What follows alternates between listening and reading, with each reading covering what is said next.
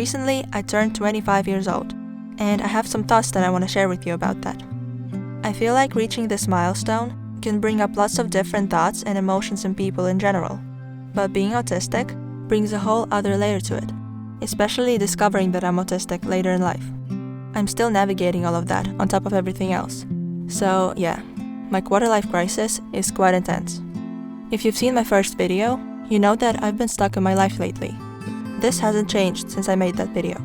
And now, on top of that, I have a ton of stress, anxiety, and fear.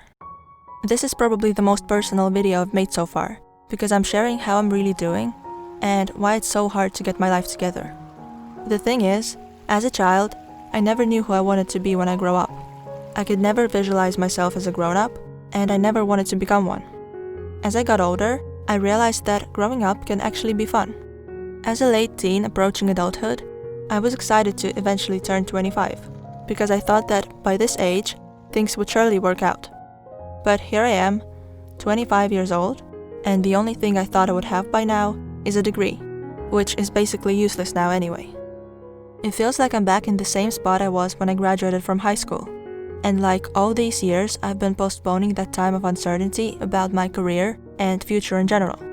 First, by taking a gap year and working as an au pair. Then, by choosing a degree that seemed interesting, completing it, and working for just a couple of months before burning out and realizing that this career wasn't for me. During these years, I learned a lot and grew as a person, so I don't regret anything. But it doesn't change the fact that I'm faced with the same uncertainty all over again. This time, however, it's more terrifying and more real, and things are way more complicated. In the past 2 years, there have been many unexpected and life-changing events that took majority of my attention, energy, and thoughts. Just a few months into my burnout recovery, the war in Ukraine started, and that's where my grandma's from. At the time, it was the most stressful time of my life. Thankfully, my mom and I managed to bring grandma to Finland, and she's doing well now. But as excited and relieved as I was to have my grandma here, it was a huge change in my life and my routine, and I had to put my life on pause for a few more months. The thing is, it's very hard for me to focus on multiple things and multiple areas of my life at once, especially when they require so much energy and effort and include major changes and new routines. But I had to keep trying. I didn't feel ready to get a regular job, so I tried doing side hustles, but none of my efforts paid off the way I had hoped, which obviously made me very sad and hopeless. Since then, I did a couple of things that made me feel better. I started this channel and received an incredible amount of supportive and kind comments from you guys, which I'm so grateful for.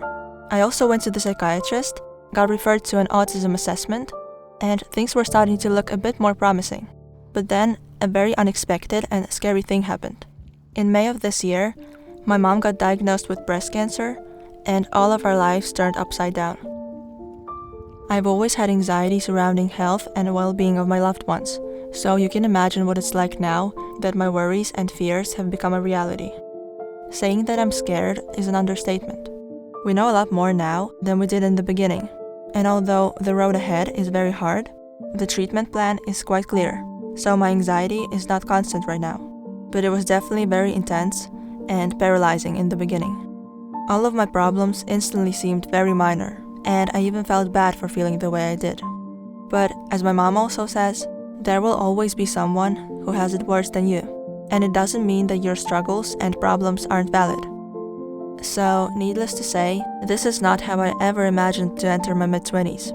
Getting my life together seems like an overwhelmingly unattainable task, but I know I have to keep trying, even though it is way harder now. Being autistic definitely complicates things too. Scary events and situations feel even more scary and exhausting because I experience them so deeply, and the lack of control and predictability makes me very anxious and overwhelmed. Discovering that I'm autistic almost 2 years ago was a positive thing, but it also made me realize that certain struggles I have are not just something I can overcome. Being autistic makes many aspects of my life more difficult and more energy and time consuming. I'm starting to wonder whether the expectations I had for myself and my future growing up are even realistic for me. But then again, I've already accomplished so much. Still, I can't stop comparing myself to others. I used to compare myself to neurotypical people, Now I know that I will never be like them because I'm autistic, and I'm okay with that. Being autistic should not stop me from succeeding in life. There are many autistic adults who are doing well and are successful, despite all the challenges. There should be no reason for me not to do the same. But I'm not there yet, and it makes me feel guilty and ashamed. I'm 25, but my life is not at all what a 25-year-old's life should look like, neither from society's perspective nor my own. I don't have a career, I don't have a partner, I've never truly lived on my own, and my social life is non-existent. Growing up, I had no chores. They weren't integrated into my daily life, so they still don't feel like a natural part of it. While I do some work around the house now, I don't have a system in place for things like cooking and cleaning.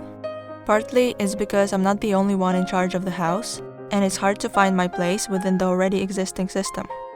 I'm sure that once I move out, I can create a system that suits me, but in the meantime, I will keep building habits and skills to be better equipped for an independent life. This is all very embarrassing to share, but I want to be open and honest with you.